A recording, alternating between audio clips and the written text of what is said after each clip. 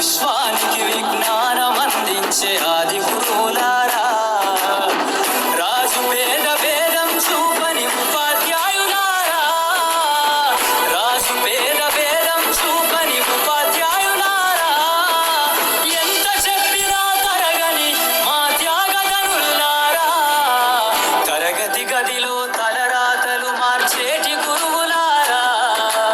విశ్వానికి విజ్ఞానం అందించే ఆది గురువులారా.